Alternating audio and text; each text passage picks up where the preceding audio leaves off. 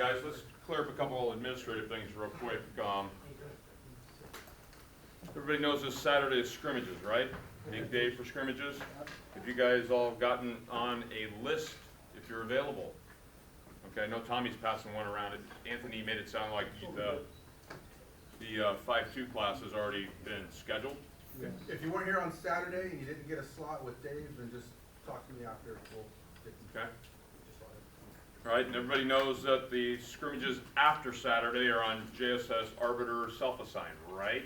No, I can't find any self-assigned on. Me neither. Yeah, Rob, hard I'm time. told that. Well- There are only slots of 5 on each scrimmage, I think. Yeah, well, they're supposed to be there. Or do you have any blocks in the system, or do you have any mileage No, blocks? I looked, it didn't say, I found like 40 miles. Right, well, if you can't see self-assigned, you wanna first check your blocks, Yeah, I didn't. and all of the blocks.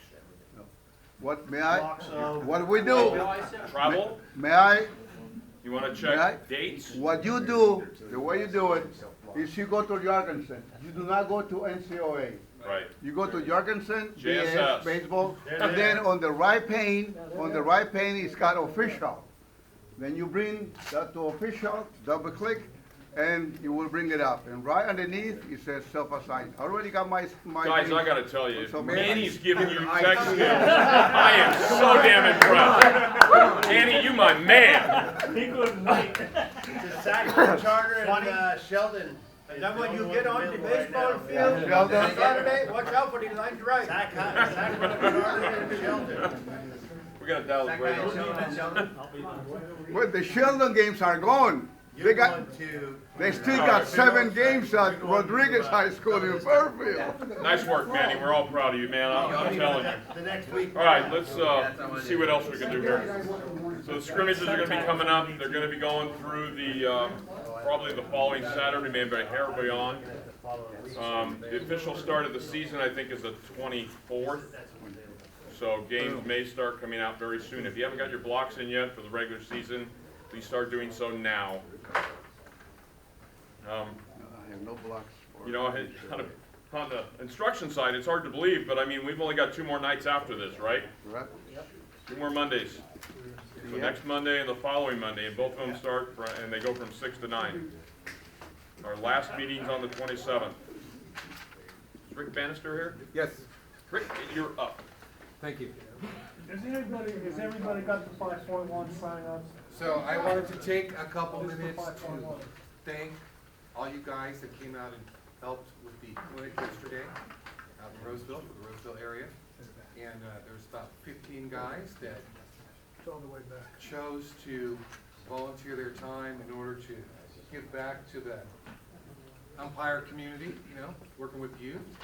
And I can tell you, when I spoke to all the boys afterwards, there were a number of brand new umpires out there never stepped on the field yet. And so they expressed great benefit that they got from learning the skills that were taught to them. They didn't get mad when I made a run? I did learn You learned old school at the coaching. clinic as well. I learned if you don't pay attention in Tom's group, he's gonna make you run. So I told Tom in the afternoon when we did some stuff, I was gonna make sure to pay attention because I didn't wanna run.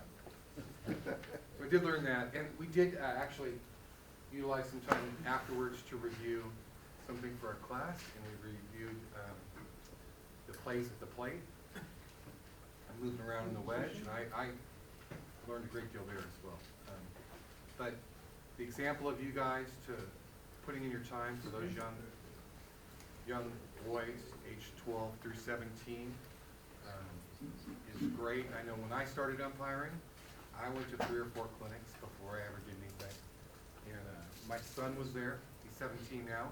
He started going when he was Holy shit, he's a monster. he started going when he's He's almost as tall as him. playing age 12, and you know, we did several clinics a year when he was that young. So he is this great example of umpires giving back to the community, you know, volunteering their time just for the benefit of everyone, growing more umpires. You know, that's a long-term growth, but I appreciate it very much. I know it benefited the Little League where I'm the UIC at, especially, and so I'm grateful for that. And, you know, here we have another umpire volunteering his time in order to grow the umpire community as well. And so it's a tradition that our fraternity has. And so thank you very much. Oh, by the way, if you missed this one, I believe there's another clinic coming up on the 26th. Yeah. Yeah. Like So if you want to be included in that, let me know. Thank you.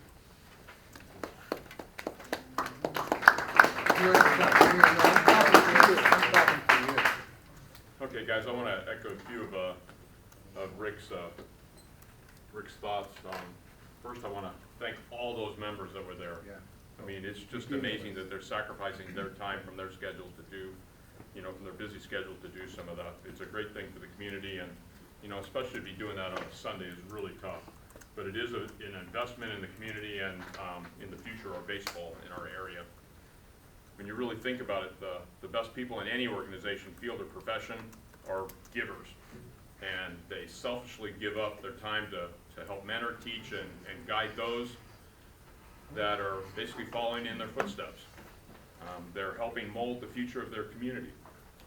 We're privileged tonight to have a guest speaker that goes in the same type of philosophical thoughts. I mean, just as our members helped with the young umpires yesterday get started, well, our guest speaker does the same thing for all of us. He always asks everybody if there's anything they can do or anything he can do to help them. He's passionate, he's a talented teacher. If you ever have the privilege of having him share with you, you'll be a better umpire for it. He's conceptual, patient, balanced with his comments.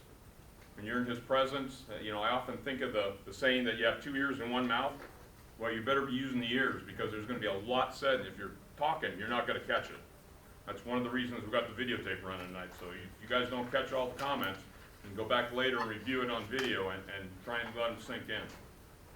When our speaker is sharing, it's even worse, because, you know, normally there's just silence because of the weight of his comments when you need to absorb them. A little bit about his background. He started his umpire career just out of high school. He later attended the Joe Brinkman Umpire School, served 10 years in minor league baseball, and he also had a short stint in the major leagues. 1995 began his college career. Currently works in the Mountain West, the Big West, the Big 12, and the West Coast conferences. He's done 12 NCAA regionals, 10 super regionals, and 5 college World Series. And he's also a crew chief on the World Series crews. Even after having been at the highest levels of professional and college baseball for many years, he's gracious with his time, shares his experience and knowledge to any umpire, even some of the local Little League umpires in North Natomas, where he currently resides. Now entering his 32nd year of umpiring, please help me welcome our good friend, a mentor to many, fellow brother umpire to share knowledge with all of us to improve high school baseball and our bigger baseball community as well. Jeff Henrichs.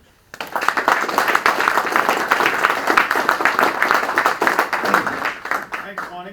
That was a pretty good introduction. If you would have gone any longer, I would have let you gone all night. That was kind of fun. Many of you kind of know who I am.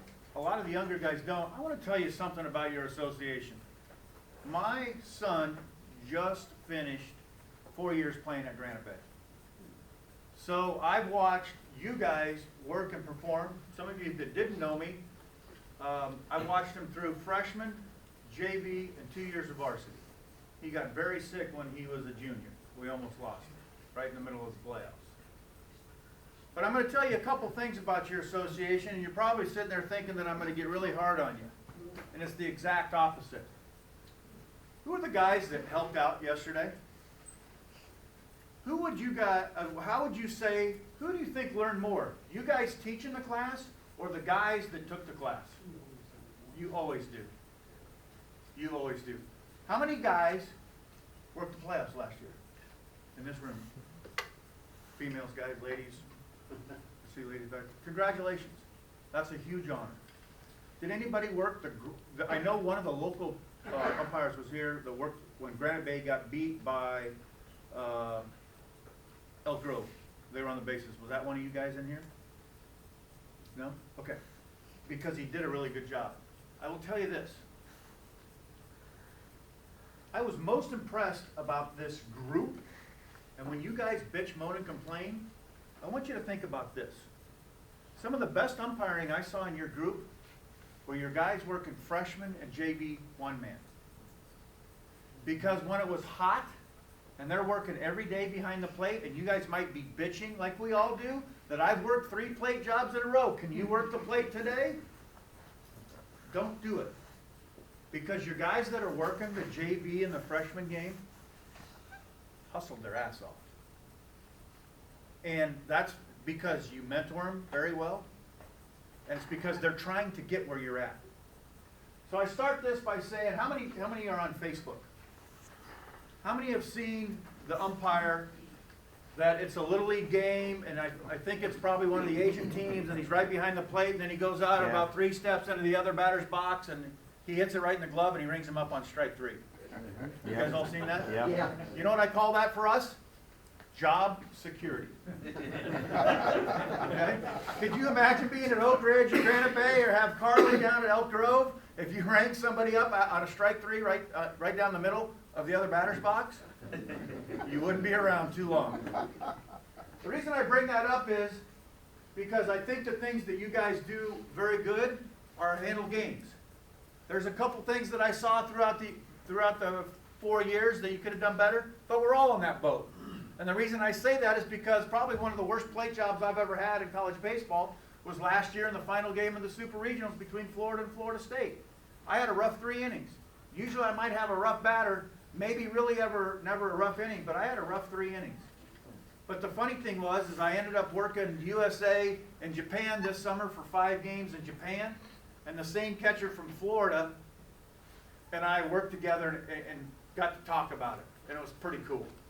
And when I came up to apologize to him, to Mike, and say, hey, you know what, I wasn't very good for the first 3 innings, thanks for hanging there in there with me.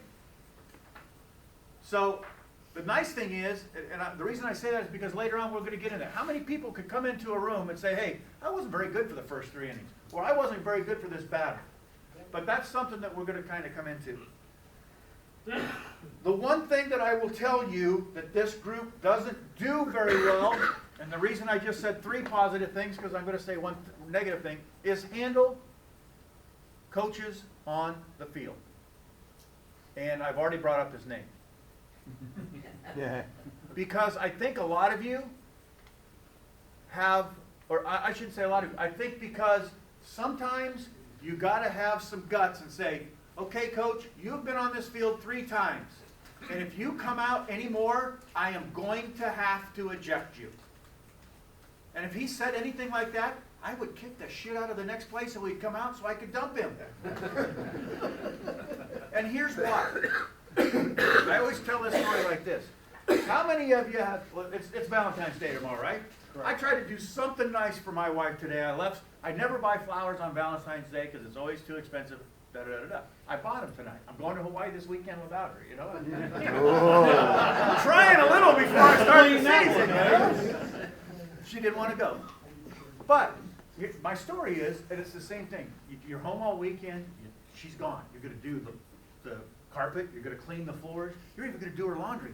And you're going to fold it for her and put her away. And the first thing when she comes home, the first thing she says is, wow, you did all this, but could you at least fold my laundry right? And you just kind of go, you know, it's the same thing with Carly. It's like a bad tooth. After so long, it kind of hurts. It's time to get pulled. And you guys have the power, especially in high school baseball, that some of these coaches that handle you instead of you handling them, they can only get ejected so many times. And this, or I've heard you, or no more, or stop, you cannot come out here anymore, goes a long way. Okay? How I start this presentation is I'm going to show you this. This is the final game of 2015 in the College World Series. It's 3-2 in the top of the 7th. Virginia's ahead. There's a runner at first base. And we're gonna talk about game control right here. Go ahead and run it. We'll let it run all the way through first.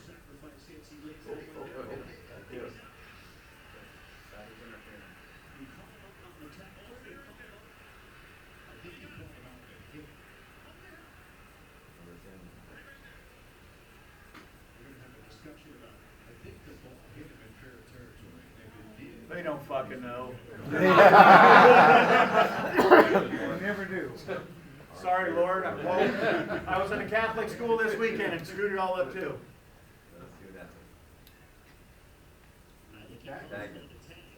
Yeah.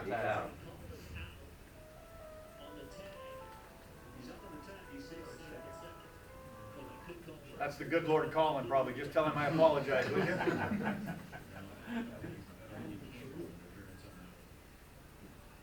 Okay, now notice they just said that they've seen it all and I couldn't call interference. Now watch this replay part of it coming.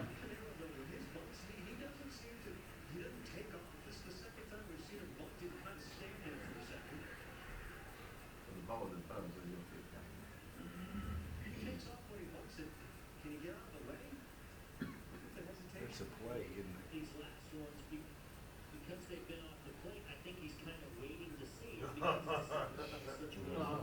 Oh, the hand, he grabbed it. And just lays the ball where he wants it. Who interfered, so. Could argue that he prevented the late from throwing that ball down. Yeah, but I mean, he's got the ability to. Takes them 3 times to see the replay before they, oh, maybe he prevented. Watch this right here now from this side. I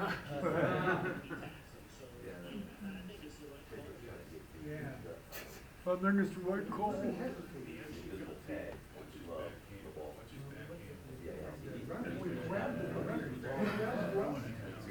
Yeah.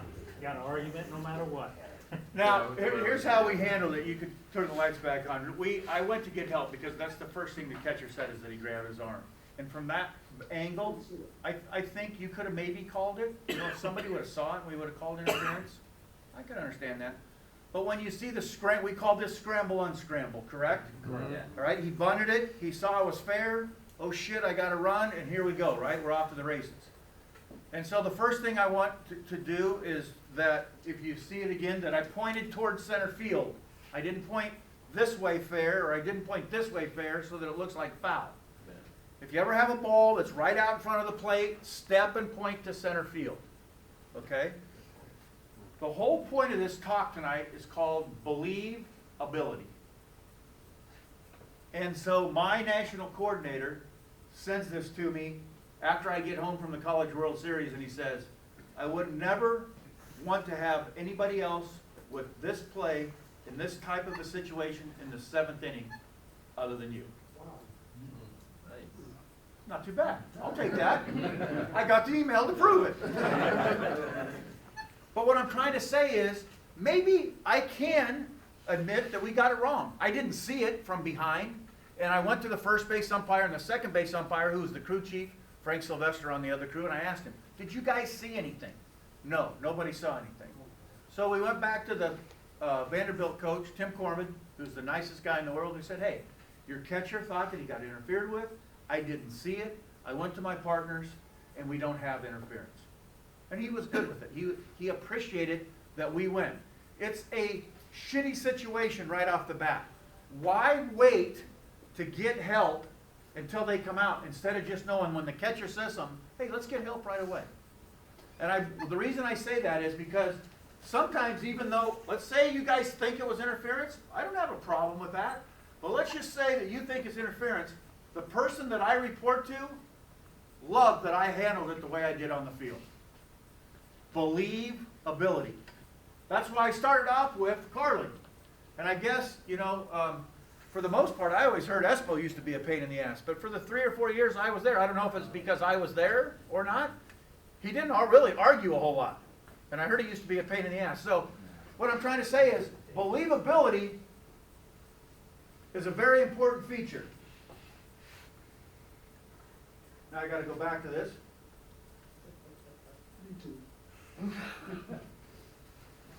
So I'm going to talk to you about the next 45 minutes about believability, and the reason that happens is because of the way you guys give back to the younger umpires. It's the same thing. I post all the time that I'll go work at Sac State. I'll go work here. You know, I try to do a lot and give back. I haven't probably given back as much to this group as I have, only because my son was playing and I didn't feel it was right. But it's the, you know, it's the quality of umpiring that you guys have here is very good, and I'll tell you why. We were up in Seattle this weekend doing a camp. They had 72 guys there on Friday night, all day Saturday till 8 o'clock, and 3 hours on Sunday. They want to get better.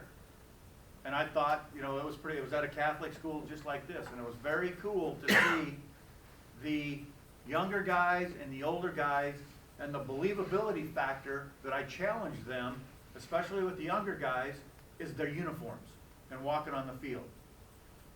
I'm not going to make you raise your hands, but if you're one of those umpires that does not take your pants once, maybe twice to the dry cleaners every year, you probably should start.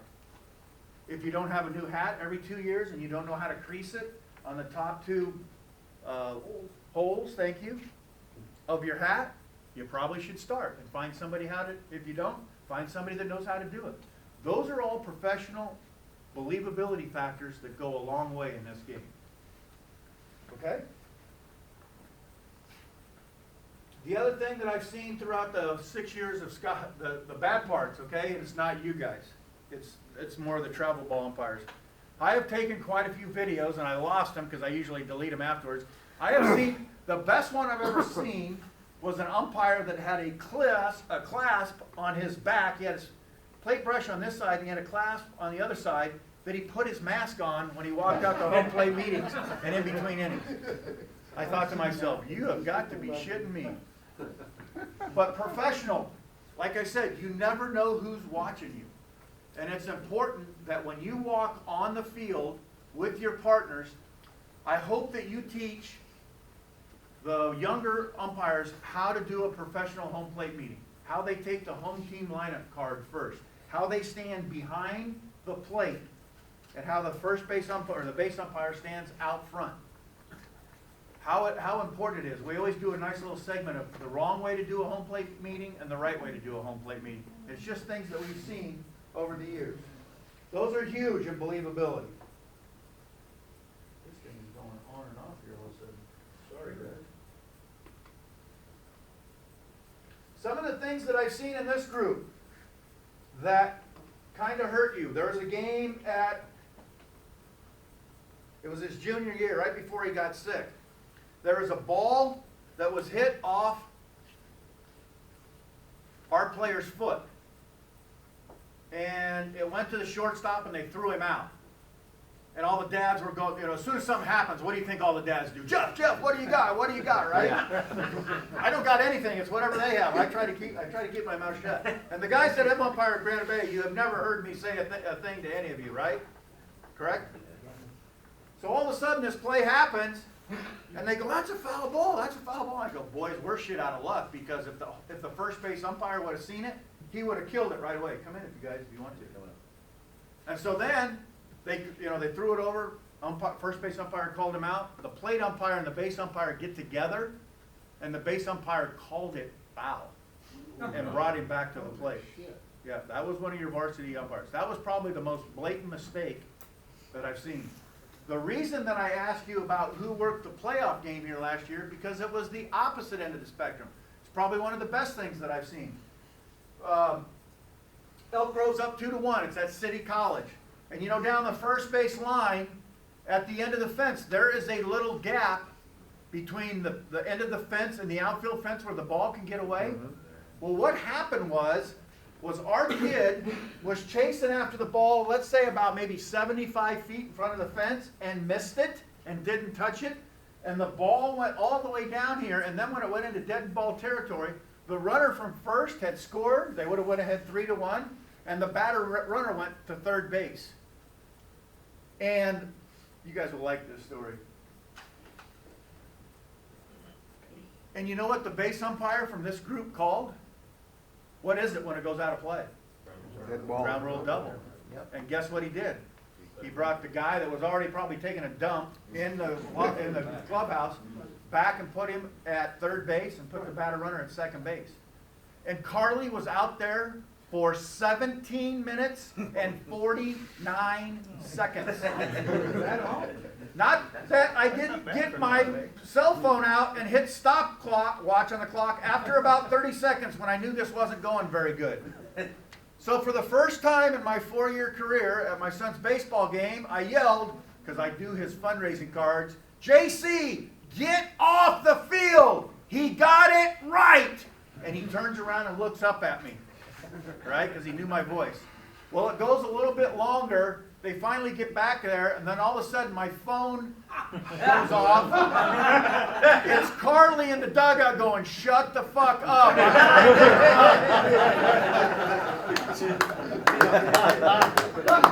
I texted him back, "Get your fat ass in the dugout. I'm trying to keep it 2-1, and the guy got it right." True story. Ask him if you have him this year.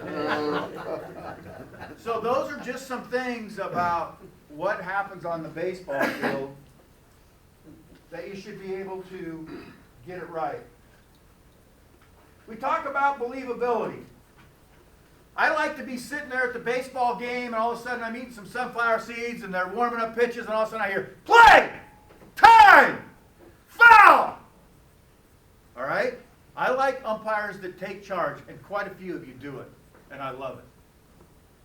There is nothing better than an umpire that walks on the field and uses their voice. Is that believable?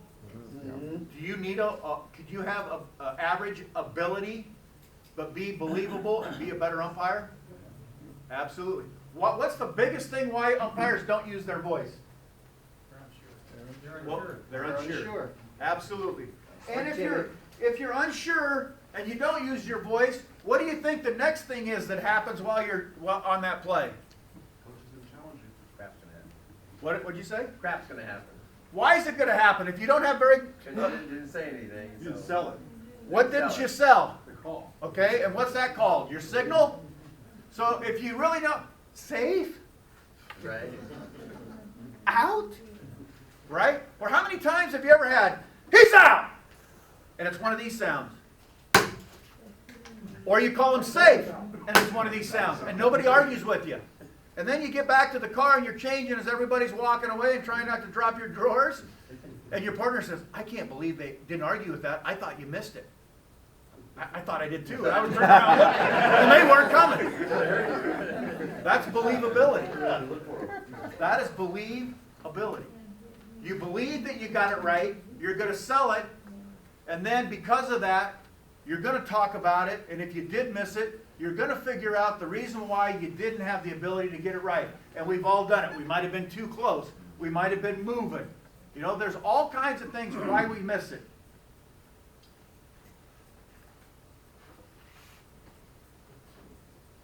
There's one thing when I go out on the field.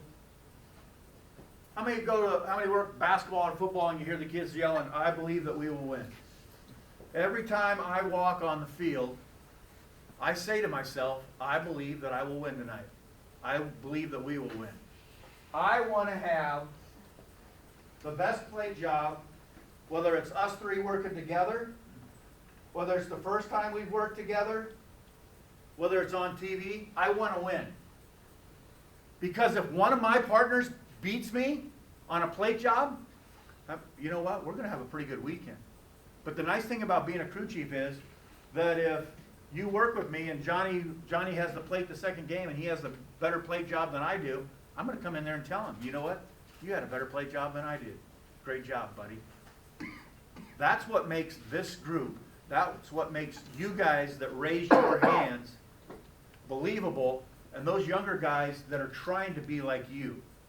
You're their mentor. They aspire to be you.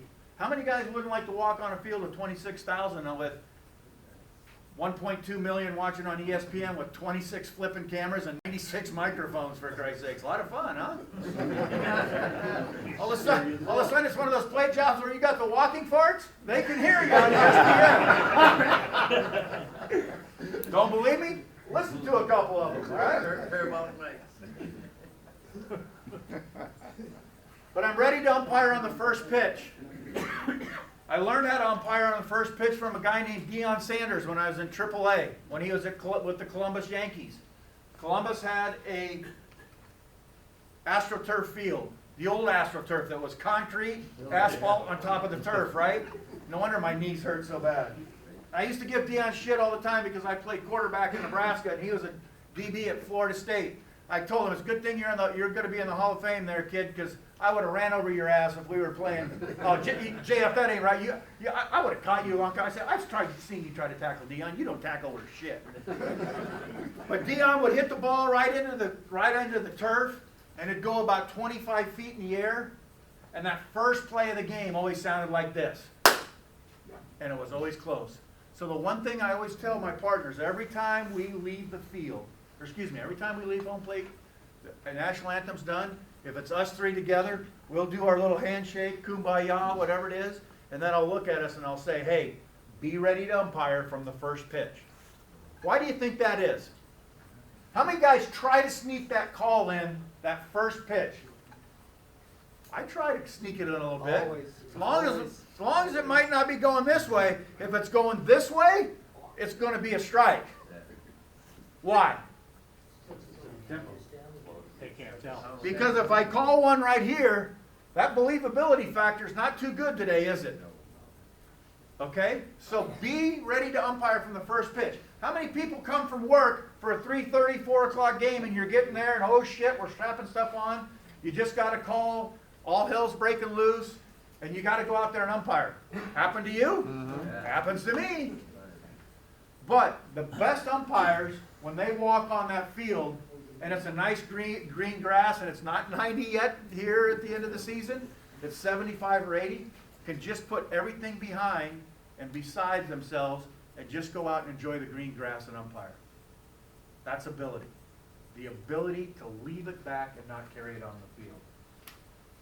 Questions so far?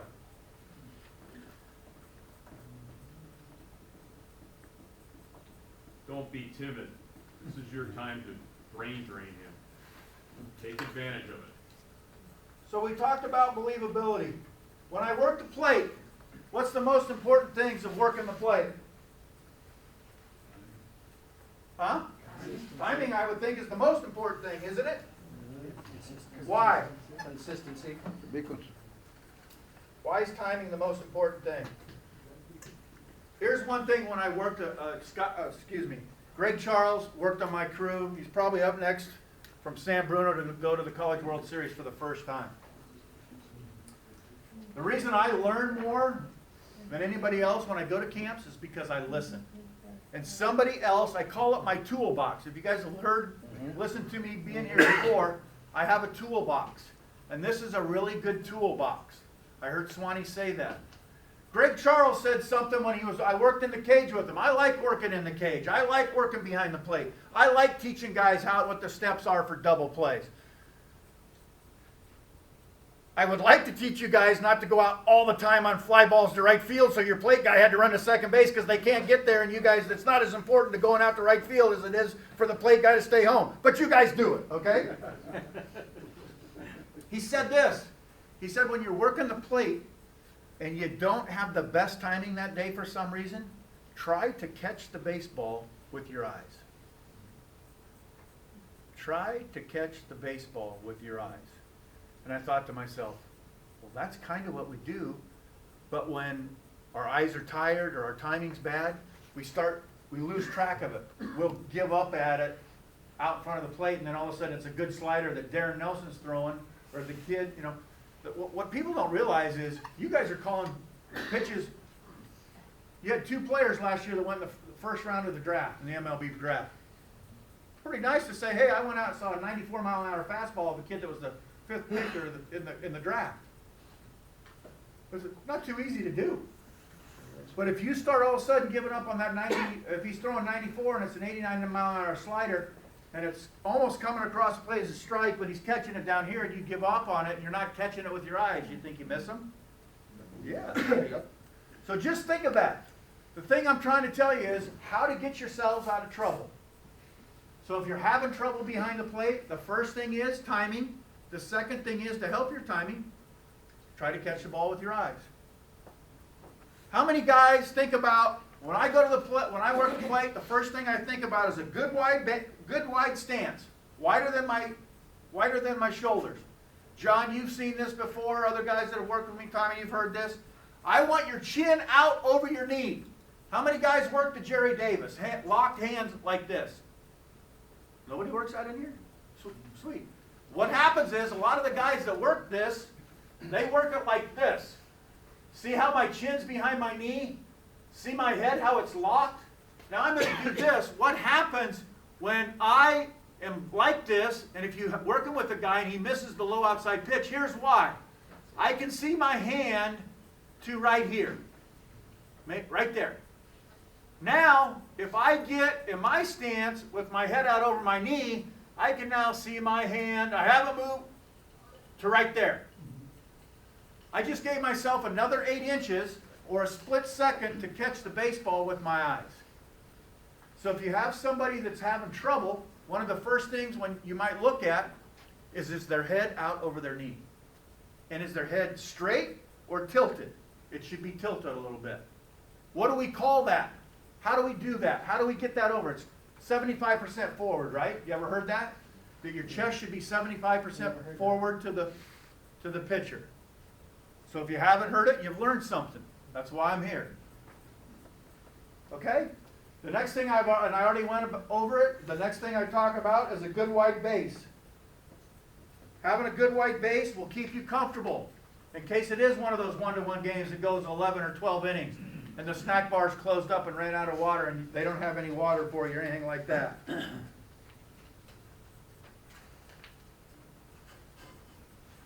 Probably the biggest thing when guys start getting hit is they start hiding behind the catcher.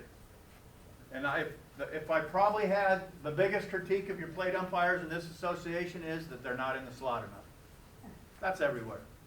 But if you want to be a good plate umpire, then if this is home plate, I better have my foot right in the middle of his butt, and my crotch better be on the inside corner of the plate. You better be there. So that means that this foot is at least on the batter's box, if not inside the batter's box, for a good, strong base. So if you want to be a good plate umpire, you have to be in the slot. Sharp signals. I'm really impressed with how most of your group, I would say a good 90%, how you guys have good, strong voices and good mechanics behind the plate. I saw a lot of good plate umpiring. And I saw a lot of good plate umpiring in your JV and freshman umpires. By the way, this group owes me, what do you get for a freshman game or JV game? So, well, the guy didn't show up one day at Del Oro when my son was pitching and I had to call the game behind the plate. I didn't go behind the plate. I stood behind. I had my stuff in the car, but if you thought I was going behind the plate, you're nuts. I told him I didn't have my payback. Yeah, and he lost. So here's what true story. So he warms up. We're waiting because the umpires don't show up. Finally, they go, "Hey, you got it," because it was at Del Oro, so nobody's going to get there in time. And they said, "We need some umpires, or we're not going to be able to play." And so I knew Scotty was pitching, so I go walking out there, and he looks at me. He's like that. So he goes out there, he warms up, he goes, "Dad, I need the high school strike zone, not the college strike zone." He ended up getting beat, believe it or not. It was all his fault, dumbass. When you go to the bases, believability. All right? Believability. Are you teaching your younger umpires? Are you teaching your new umpires to be set? Which means, is it this way squared? Is it this way? I never tell anybody you have to do it my way. I think one of the most successful things I do in teaching people is I want to see your way and make you comfortable your way. But what I want you to do is see every play at first base the same way. My TV screen, I call it behind home plate. My TV screen, what I see is a stop sign. My strike zone's a stop sign. It can go a little higher right down the middle. It can go a little wider right out here when they catch it. Right down here, it's got to be right there.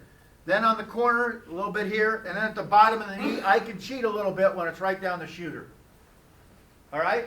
And so I want to be my head height the same way every time. What's a good head height for behind the plate?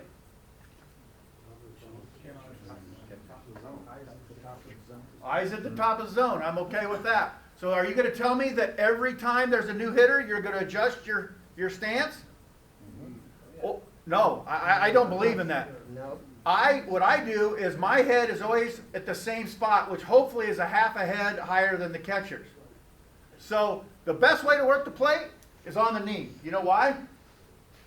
Because your head never moves. You're in the same spot every time. We've all been to the home plates where they're a little uneven, right? Your feet never get comfortable or it's too muddy. But working the knee is the best way to work. Let me use that for a second. And here's why. If I work the box, if I went out and worked with you guys for 7 innings, if I work the box, my head's going to be right here. Okay, see where it's at? If I'm going to work the scissors, my head's going to be right here. Or if I work the knee, my head's going to be in the same spot. I want to see the pitches the same way all season long. It's the same way at first base. Take your plays the same way all the time. Whether you're a 90-degree umpire that comes in 90 degrees, which to the third baseman would be about 8 to 10 steps, shortstop 7 to 9 steps, second baseman 4 to 5 steps, or the 3-foot umpire where you go to the same spot every time, do it. Do it the same way the whole time. That will make you successful. That will make you believability. Believe it or not, if you're at different spots for different plays, they see that. Why were you there?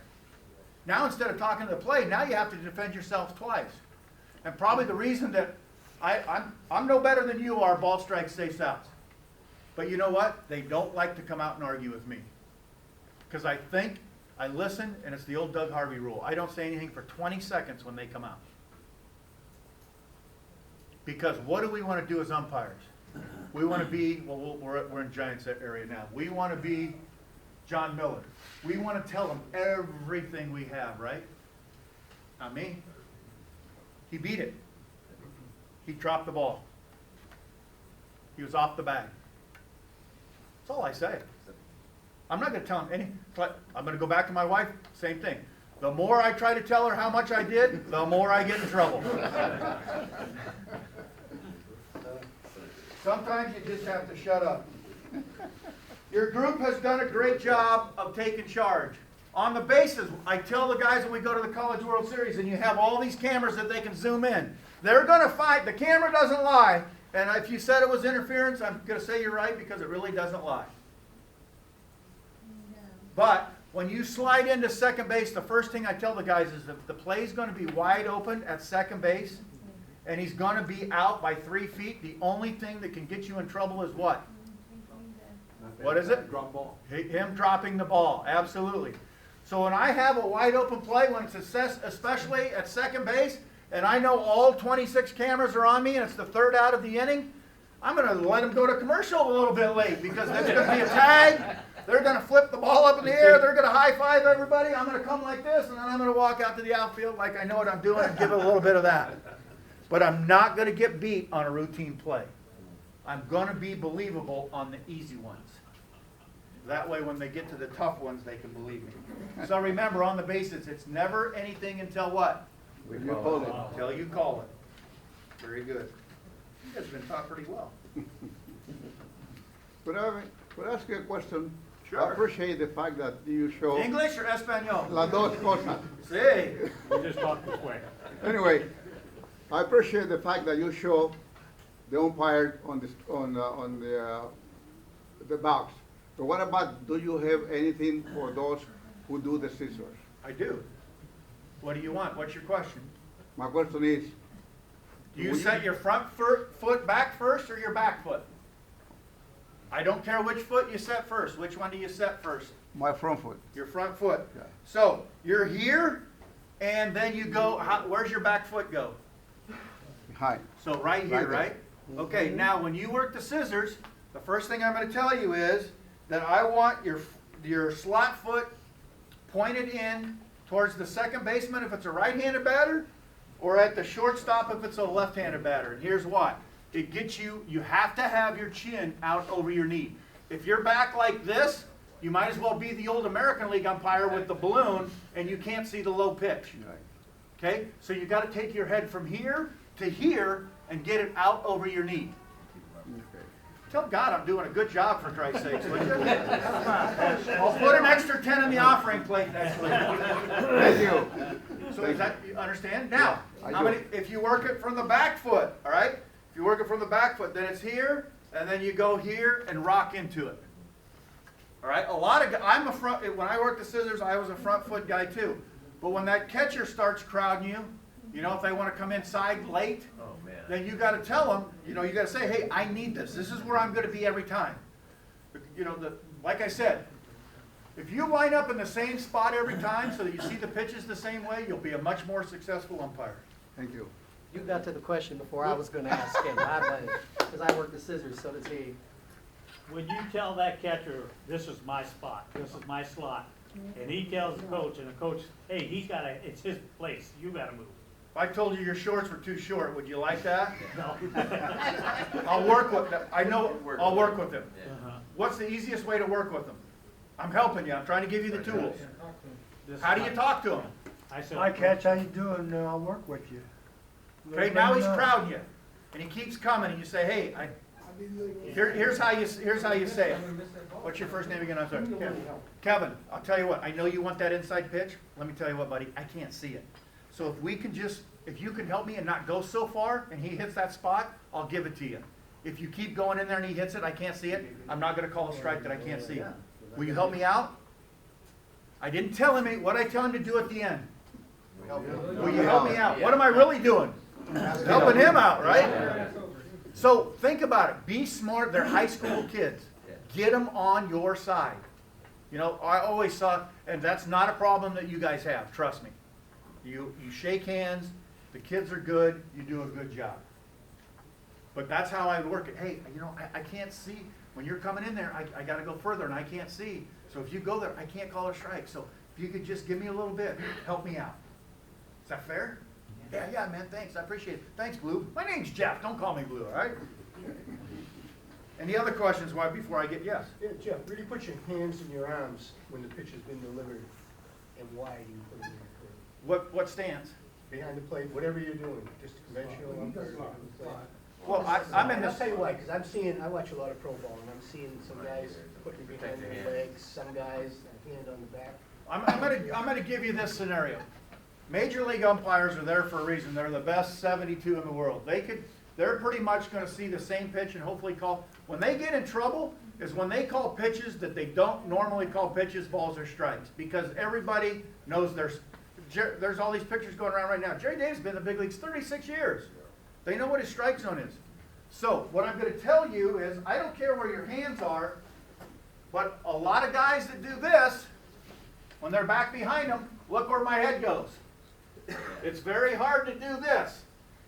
I put my hands right here on, my one hand goes on the catcher, and then the other hand goes right here. So that I got to get myself forward. But if you're one of these guys, then remember, somehow you got to bring your butt up, and you better get on the balls of your feet to get that chin out, or you're going to have trouble with the low pitch.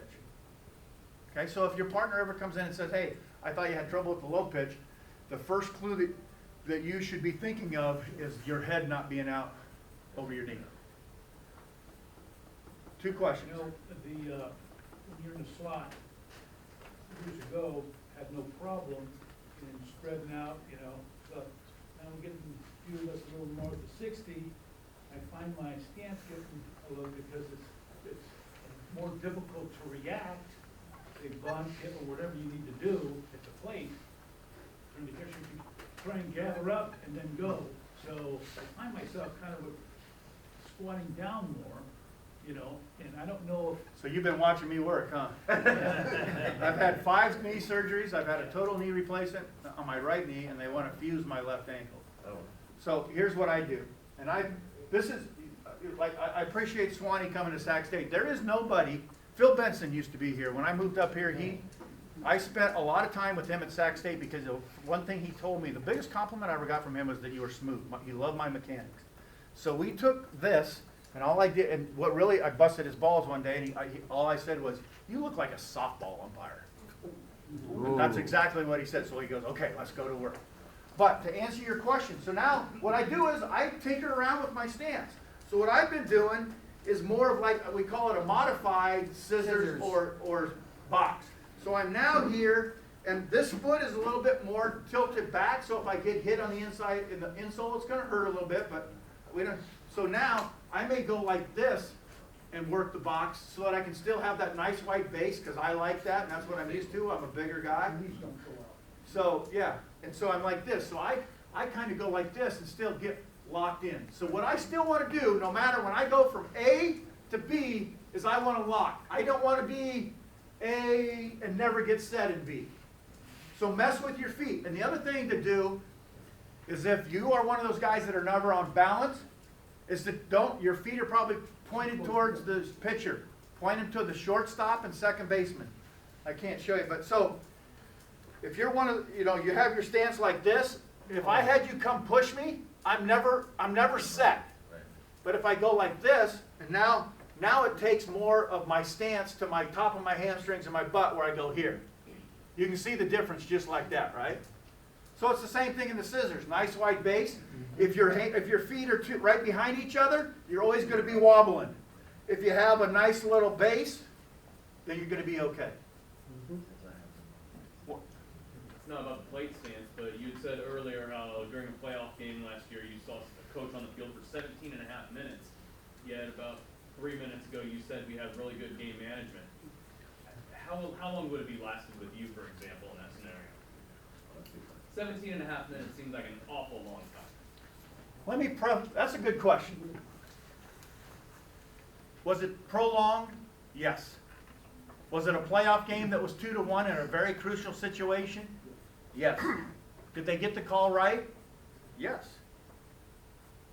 My biggest argument is, it's probably the reason you guys are high school guys and not college guys is because you finally don't have the cojones to say, you know what, Carly, you don't understand, you don't know the rule, we do, this discussion's over. I am going to go from my position here, where they were out in the outfield and right field still, I'm going to go from here to the B position, and my partner's going to the plate. And if you are still on this field, when we get there, I have nothing further to do but eject you. And then I would run like hell to be your seat. He knows I'm here tonight. He goes, if you say anything about me, I'm going to be pissed. I said, I'm talking about you from word one. But you haven't been given the keys to do that. Same thing, Frank, and I'll tell you why. Frank Cruz was on the rules committee. He was at the Loyola Marymount coach. He was on the rules committee for the NCAA. It was a neoprene sleeve that had a doctor's written note that the kid could have it. Not only that, they were in gray, it was USF. No, they were in white.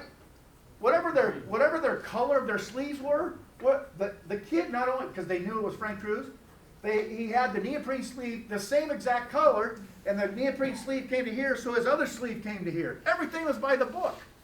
And he came out and he was bitching about it the first inning. He says, you got to do something. I said, he's got a doctor's note. What am I going to do?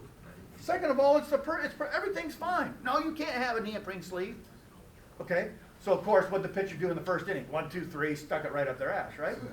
So then they go out. So then at the bottom of the first, I have a steal play at second base because it's 3-man. It's game 2. I'm at third base. And the guy's out by 3 steps. Same the play that we just talked about. Why do you think he's coming out? Bingo! You guys have heard this story before, so he comes out.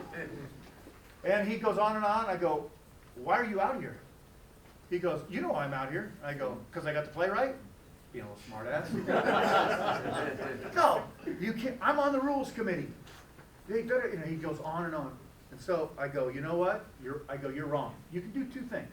You can protest it, or you can get ejected here because you're wrong on both accounts, and I'm going to win.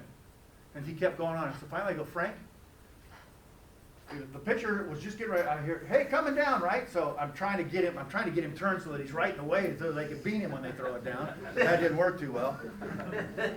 So I said, I'm going to go to my position, and if I get there, if you're still on the field, I have nothing to do other than to eject you. I go walking to third base, a little faster than I normally do. And I got there, and he was still on the field, and I dumped him. And then he came out and thought this is before we had the suspension rules, and he tried to get his money's worth. sorry, short guys, little midget, you know, I got my bill down under his hat, you know, I'm kind of, okay, come on, we'll have a little short guy. Yeah, short guys, come on. That's all right, we argue with this big guy. So anyway, so all of a sudden, he's bitching, moaning, and complaining, and we get wind of it, and it goes to the athletic director. And the athletic director says, well, wait a minute, coach, you're on the field arguing about a play that you said he got right, on a rule that he has right, because we've already called the NCAA. He's out there for a prolonged period of time, and you got warned. What do you want me to do? So it's a good way to cover yourself. I didn't see the little, sorry about that. I apologize. Hey, Jeff, Question? what can you do to help me on that inside pitch? Catcher wants the inside pitch, and then the batter squeezes, you know. Exactly. to the Good. tight of the- That's the toughest one, without a doubt. So you gotta stay at your same position and come up. You might even have to come in over a little bit. Hopefully you're never over the catcher, but you might have to be like this. Sometimes I don't even get to see the No. pitcher's arm or. Yeah. And so what I do is when he's coming there and I have to go up and in, I'm gonna find that spot. So that when I look down right before I look, you know, I have a bad habit of always looking at the plate before every pitch. Ain't flip and move for like 900 years, right? It's still there, but for some reason, my security blanket, I'm gonna look at it. So I'm here and I know that if it hits me in the middle, if he catches it right there and I'm having, it's high school, make him start swinging it. Sure. Yeah. So that's the toughest for all of us. So you just gotta, you read the catcher more than anything. I might work back and up just a little bit. But then the other thing is too, I would, if he's coming that far, hey, he's crowd. I know you want that pitch, but just see if you can sit here and come off your inside leg so I can see it. I've tried to get it as much as I can, and hopefully trying to make the batter realize that, hey, I'm gonna, because a lot of guys don't call that kicks like that. You know, that maybe he's gonna back off the play a little bit, because they're, Yeah, but you know what? Just because you don't see it, I never want to try to. I've always been a pitcher's umpire. I want to, not that I go off the plate or anything like that, but I want to be able to see it so I can call it a strike. Yeah. So I try to work with them to say, hey, I think if you say, if you can give me just a little bit so I can see that inside corner, I'm trying to give it to you. Help me, let me give it to you. I think it'll work. Okay. Hey, Jack, on that same note, you know, you've told the catcher numerous times, you know, help me out, move aside, move back, so I can see the ball crossing the plate. What do you do, or how do you handle the catcher who's got their mitt covering the whole dish, and you can't see the ball across the plate? So then, after little dickhead hasn't helped me out, then I go to the big one in the dugout. And in between innings, I might say, hey, coach, come here. You know, Tommy, can you do me a favor? I've worked with, this is what I've told your catcher.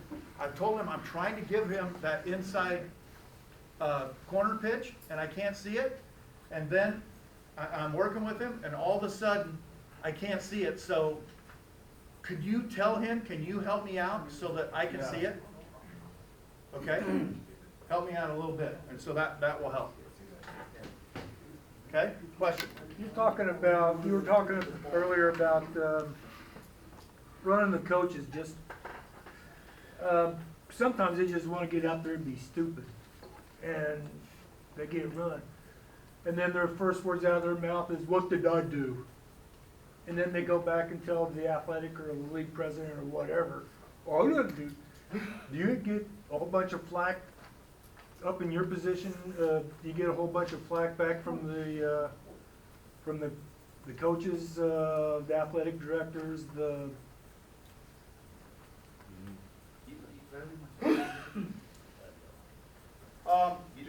Do I catch a lot of flack? No, because I don't eject them. They eject themselves. Well, so do we, but. But here's what I'm going to tell you. You know what? Usually, when I eject somebody, I don't say anything after they've been ejected. It's in your pocket. Because I got it right here. Because you know what happens at every high school? It's just like every college game now. When there's an argument on the field, and it went against my little Scotty, and it was your guy's fault. The first thing the parents do is this. And so then, if you're in the wrong, or if you're demonstrative, or you're doing this, or you're swearing, then you have no leg to stand on. But after you've ejected somebody, if you cross your arms to protect yourself and just take it like a man, and they go stupid, then most likely the other team is going to have that same video too, and you're going to look like $1 million. So don't ever think that these aren't coming out anymore. Well, I know they're coming out. But, you know, if you write the report of what happens, then you better have support. The National Federation of High Schools come out with these, new procedures for us to dealing with the coaches I'm familiar with. And now we have to give them a written warning, and they need to go in the dugout for the remainder of the game after we give them a verbal warning. Or if it's, serious enough, you just dump them right then. It's same thing with us. Trying to keep, and their thing was that we were injecting too many people, and, so they want to keep these guys, everybody was bitching about it, I guess, from the, Pearson and everybody down. And so what helps you in that situation? What's the believability theme of my speech that will help you with that? What does everybody see? Stop. Coach, I've heard enough. This is your warning. If you continue to argue, I'll have to eject you, so it's now time to go back to the dugout. I can imagine telling Earl Weaver that. Hey, Earl, shut up. It's time to go back to the dugout. Yeah, that's gonna work. You're here for one. Okay. Bobby Cox, yeah. Billy Martin then. Billy Martin. Lou Pinella. Funny, they're all gone. They're all the kindler, gentler. You're coming to learn from Martin. But just remember, those are things you practice. That's a toolbox. That's something that should be like in a mid-season. Hey, I had this. This is what I did well. This is what I didn't do well. And it should be a blast to your group of, I just handled this coach this way. I did 3 things that I really liked. This is what I think I could have done better. And send it out to everybody.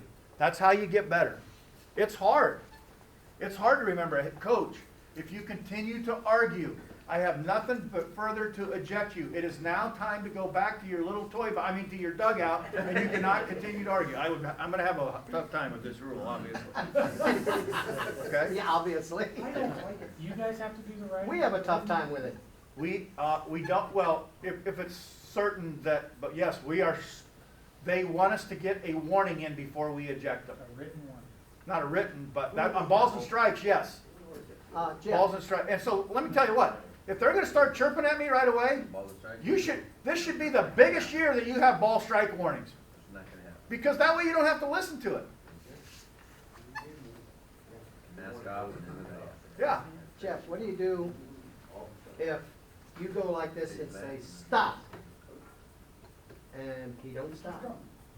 And when you do this, you explain the situation to him, you turn around and walk away, and he comes back around after you. Well, as soon as he came back out around after me, he'd be ejected. Okay, that's exactly what I wanted to know. He's gone. Exactly what I wanted to know. And I did that last year to a coach, because he wanted to argue. I told him to explain the situation to him, he wanted to know what was going on. I explained the situation to him, I said, stop, and he came into my face, and when I was done, I turned around and walked away. He came back around to me, I said, you, bye. So I'm going to critique you now, right? Yeah. Never let anybody get in your face, okay? So, I was kept, okay, so watch this. I'm going to teach you, all right? So Okay. now, when it happens like that, it's like working the scissors. This back foot's coming like this, and my arms come right here, so he never gets to my face. Okay. See how I'm coming like this? I'm going to protect myself. Because once he's got in your face, they've lost it. Once they get into a partner's face, your partner on the field better be there to get him away. this was a JV one-man game, so. Well, then you better call 911 real quick. You're right. Those one-man games are tough. You know? But it helps, like Jeff said, when you come out, set the tone at the plate meeting. If you set that tone early, that's my biggest. This guy was taking no for an answer, and I had my arms crossed like this, and he was, and I kept, I said, stop. And usually, I might even do, if I have the plate, I might even go like this, and guess what's in this hand right here? It's my left hand, right? Guess what? Exactly. Yeah. I'm gonna, when they've gone crazy, it's time to protect yourself.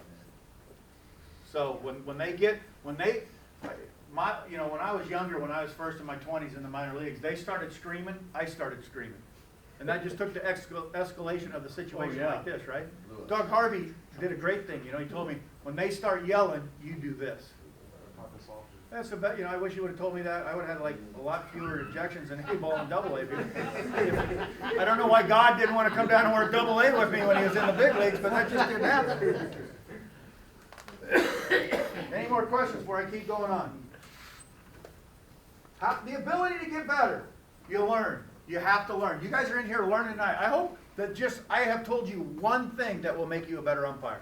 And I hope that when you were instructing this weekend, there was one thing that some camper did well that you put into your toolbox, and there's one thing that they didn't do very well that you're going to tell yourself that I'm not going to do that this year on the baseball field. That's believable. Mentorship, we've talked about that. This is a must. You have to have a mentor. I know Swanee. I know Tom. I know everybody in this group is trying to give back. What they give to you, you have to give to the lower umpires. Okay? I felt bad because I had to go home. I didn't get it time. I've got some equipment to give. It's not going to you guys. Sorry. It's going to the new people that can't afford it. I've got some shoes. They're going to get some nice Big 12 jackets. They're going to get some nice WCC jackets. They're going to get some nice Pac-12 jackets. I hope that you let them wear them on the field and it's okay so that they don't have to go out and buy that kind of stuff. But I will get that to Swanee. The camera never lies.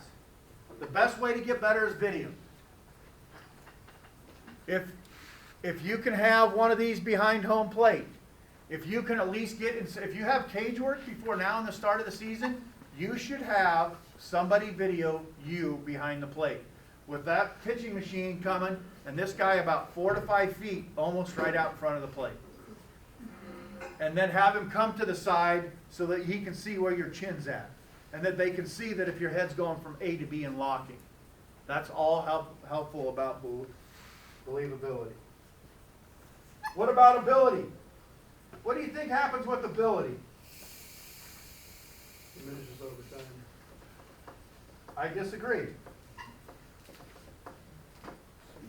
But that's okay. I think I'm a better umpire now than I've ever been.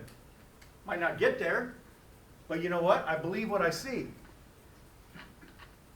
Because I get in the right spots. Because I've learned you might be in the right spot. I've never been there before. And I'm like, man, I'm going to take a play there. Oh, I can see this better than I did the time before. Yeah, I've tried. I've adapted more things the older I've got. And I think it's made me a better umpire. But what makes ability? Experience? Confidence? Effort? Hard work?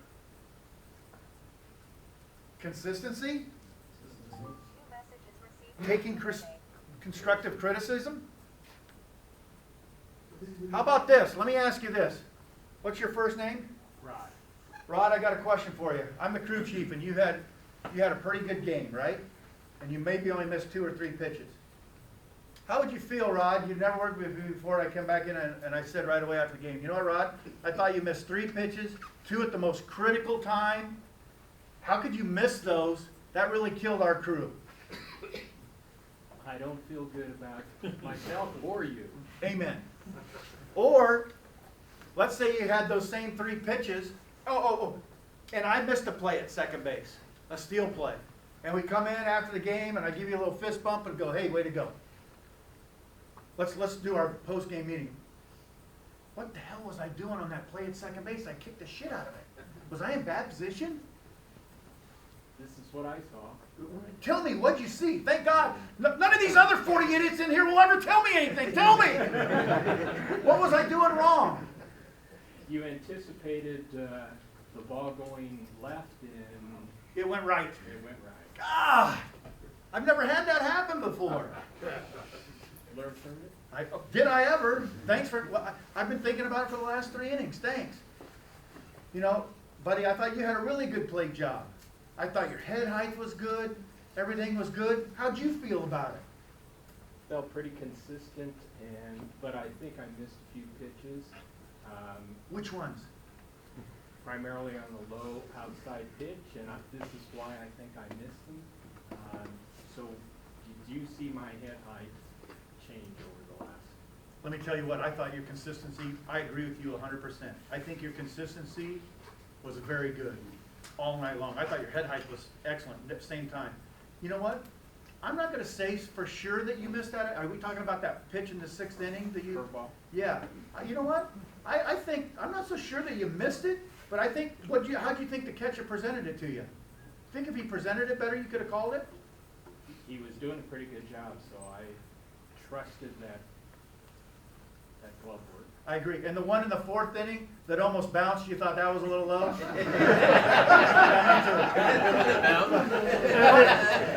I wish!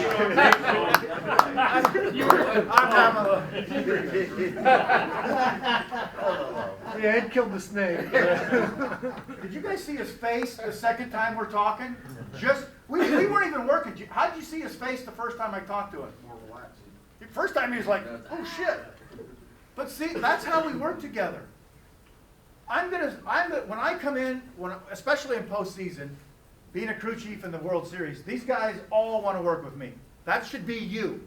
These young guys should be, hey, I've got Tom, I've got Swanee, I've got John, I've got whoever. I'm happy to work with. They want a plethora of knowledge.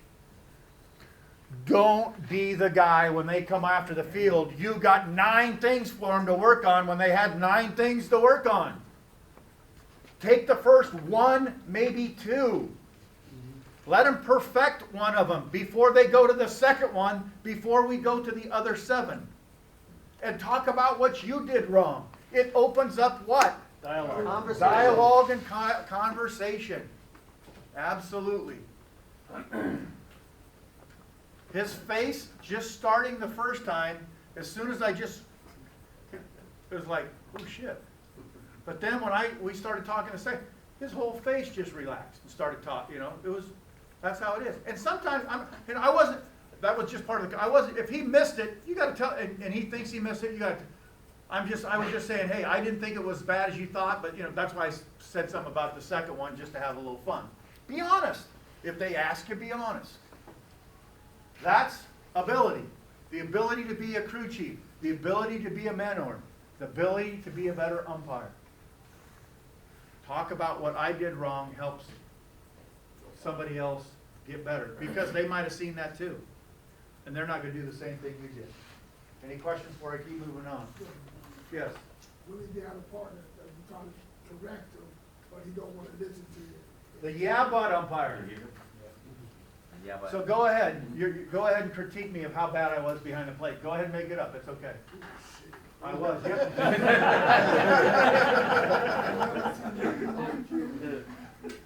of fact, you need to stick your shirt in your pants, fix your face back. Yeah, but it's not long enough. It doesn't fit. That's not my problem. Fix that.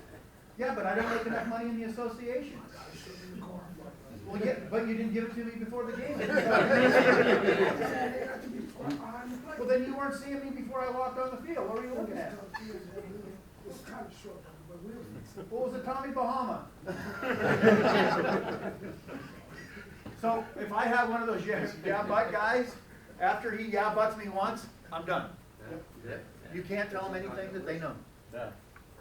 And that kills an association. That's where you go to the leaders and say, hey, this kid has a lot of talent. This guy's good, but he's got to get a lot of hard knocks. Well, then there's just the opposite. Then there's a guy who's going to critique you, who just rips you up one side and down the other, and you thought you had a pretty good game. Okay? So, do you trust him? No. Okay. No. So, we now, this is the difference between your level and my level. My level now, I probably, don't quote me on this, but I'm going to say, I'm 99% sure that I don't work for a college baseball coach that makes less than $500,000 a year for coaching college baseball. Wow. Mm-hmm. So the reason I say that is, it's high profile. The SFL is probably the #1 league in football and the #1 league in baseball in the state of California. Anybody disagree with that? I'll take Oak Ridge, Granite Bay. Elk Grove? Elk Grove. Well, I'm just saying, but I think the SFL is a better league than just Elk Grove. I think whoever the worst team is in the FSL is better than Valley or Florence. Everybody's better than Valley or Florence. Gee, you think? You just proved my point. Thank you very much. But the reason I say that is, it's high profile. It's big time baseball. So I never put anything in a report that goes into my partner, if it's bad, that I don't have the guts to tell him. Okay? So if I'm going to tell him something, and the reason I say that, on the college level now, I have to write a report on everybody, and their advancement, their staying there, or they're getting released depends on my evaluation. And so the first thing when I get into a locker room before we start a regional is that I tell them, I said, hey, I'm glad you're on my crew. You are here because somebody thinks you deserve to be here. My job is to keep you here, not to fire you. Umpire, relaxed, and have fun. And that really helps. When guys work with me, they all of a sudden think their strike zone has to go like this. Summer ball, you know, if you ever worked with me on some of these guys, like, I don't have a tight zone, try to call strikes.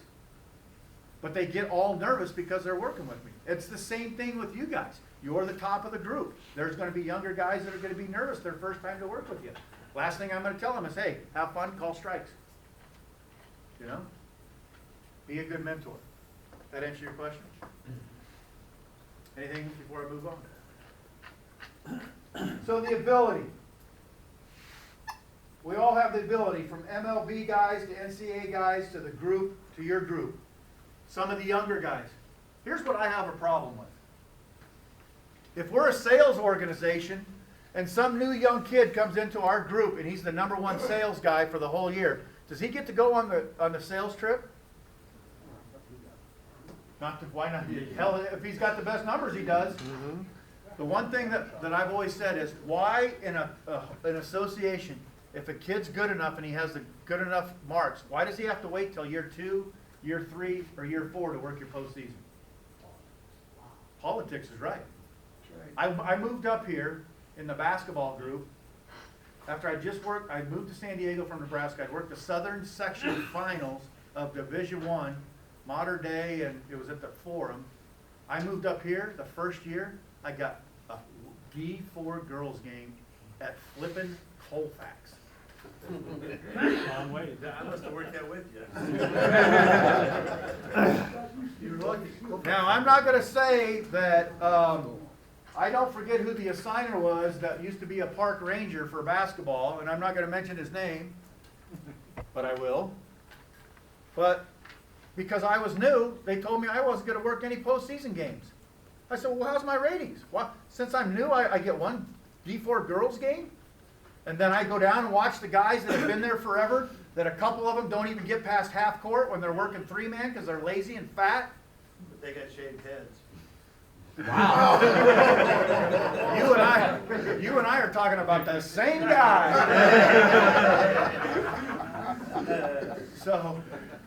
But if what I'm trying to say is, if there's somebody that's young and they're good in this association, I would hope that you 50 guys in here get them under your wing and promote the hell out of them and get them going up the right ladder. Okay? They deserve it. That's my talk on mentorship. We've talked about phones. We've talked about when you're doing camps, talk to the guys. When they sit there, when we were doing plays at first base, just routine plays at first base where they have to come in, they have to get their foot turned towards first base. On a ball from the shortstop, when do you turn in for a play at first base? Well, the ball's in flight. When the ball is halfway and you've determined what? It's a quality throw. So I'm sitting here. So what we did is we did a drill where they just had to sit there and we hit ground balls to the shortstop, and he had, there was many guys that were going like this, looking at the play at first base, and the guy hadn't even fielded it yet, right? Sometimes they call the first base the bad base. That's because you don't know how to work it. You should never miss plays at first base. That's the easiest thing if you just do it right. Mental reps in line. So make sure when you're doing a camp, you make them do it in line. You're standing out there with the base guy. I do it. I tell them, it's like high school kids. Come on, let's go. Mental reps. You're paying X amount of dollars for this. They don't do it. So then I start doing it. He's out. And guess what happens right behind me the whole time? That's being a good mentor. rules knowledge. We won't get into the high school book because I have no idea. I'll tell you one funny thing about the high school rules. Last year, Granite Bay's playing somebody, and the coach comes out to the pitcher for the third time. And I go to all the dads, oh God, this is going to be good because now they got to take the guy, they were beating us like 1-0. I'm like, they got to take the pitcher out. This is third time, right? All of a sudden the guy goes up to the mound, he comes back, I'm like, what's going on? Wait a minute. So now all the dads hear this, right? Stupid me, I should have never said it. Hey, he can't do that. That's the third trip. What are you doing? He's got to be pulled. So now I'm thinking, maybe there's a rule that I don't know. So now I can't text that on you guys because you guys are all out on the field, right? So I got to go back to my buddies in Nebraska. I got this group text to the high school guys in Nebraska. Hey, who knows the high school rule? This just happened, da-da-da-da-da. I get one text back from a guy. Hey, dumbass, you get 3 trips in high school baseball. Know the rules. Thank you very much. So when we talk about high school rules, we're not getting into that tonight because I don't know what those 100 questions are that are true or false. Come on. I got 98 on the college one. I didn't cheat. I'm all good. We talked about post-game evaluations. Okay, how to evaluate. How many guys have had a 2-1 game where the pitchers were right there? Hey, great job, that's it. But the 14-13 game where the pitchers were not there and the guy's zone stayed the same way, we might not rate them as good because it was a 14-13 game. Don't forget some of those wild games are the toughest ones to work. That's the time to really stick with your partner and pump him up. Because when you walk off of a 14-13 game for 3 hours for high school, you're not happy anyway. Yeah. So remember how to be a good mentor. Start off with 3 positives and 1 negative. We already did that. Explain the right way to do it. If you explain the right way to do it, and they but you, there's nothing you can do. Yeah, that kid's not going to be, you know what? He's going to he got his one shot at varsity, and you just, and you try to, hey, find somebody that can talk to him. We had a kid up in Seattle that is probably going to be a good college umpire. He's going to move up, but the trouble is, he's one of those, I won't say Brian Rose guys that show up 10 minutes before the game and is never on time. Oh, you know Brian Rose?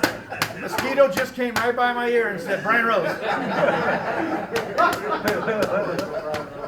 We all know that. Yeah, we all know that. 3 positives, that was my 1 negative. Brian Rose. Negative. Physical, mental shape. Even though I have 5 bad knees and 2 bad ankles, I'm still working. I'm still trying to get better. I'm trying to keep my legs, my hip flexors. Try to do some things so that you get in good physical or mental shape. How you look is believable. Mental can control your ability. We've all been tired. You work a game Tuesday night. You work a game Wednesday night. You work a game Thursday night. You usually work a game when you're more amped up better or when you're tired and have better timing. Me, I love it when I'm tired. When I'm tired, really slow. When I went to Japan this summer for the USA versus Japan 5-game series, I had the plate game 2. I didn't know if it was high noon, low noon. What I'd eaten was, I don't know what I'd eaten because we were up in Nagato, clear up on the Sea of Japan. Yeah.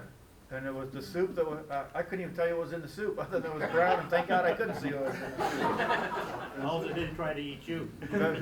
They did. But the thing is, when I went out there, I told myself, hey, I'm hungry, I'm a little tired, but there's no excuses. They don't care that if I go out there, if I'm shitty, I don't have any reason to use it as an excuse. So your mental mind can control your ability. We already talked about problems off the field and everything like that. So how do you fit in the believability factor into your season this year? How many guys set goals? How many set a goal in a game? What you're going to do? Have a little plan, a little agenda. Talk about it in your pregame. I don't always do the same pregame. I might talk about what happened good. What's your first name? With Mike and I, hey, I never worked with Mike before.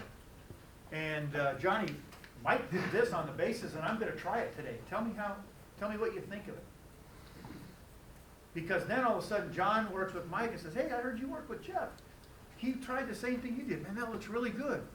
And then all of a sudden, that just brings our association together. Sometimes our brotherhood, we're the worst enemies of all of us. You better have an ego. You better try to be good.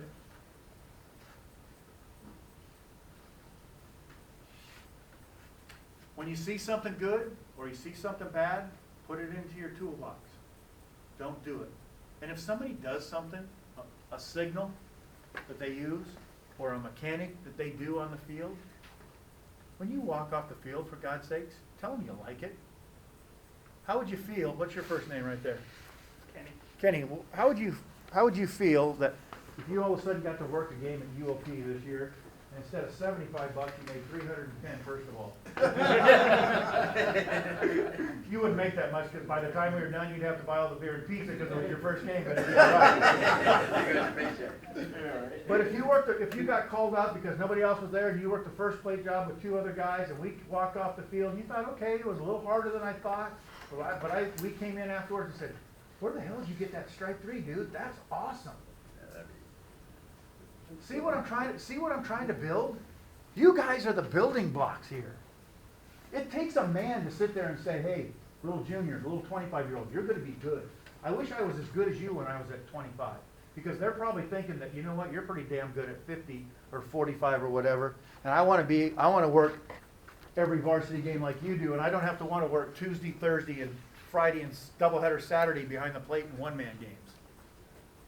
So that goes a long way in believability. They believe in your group, and the group has the ability to get better.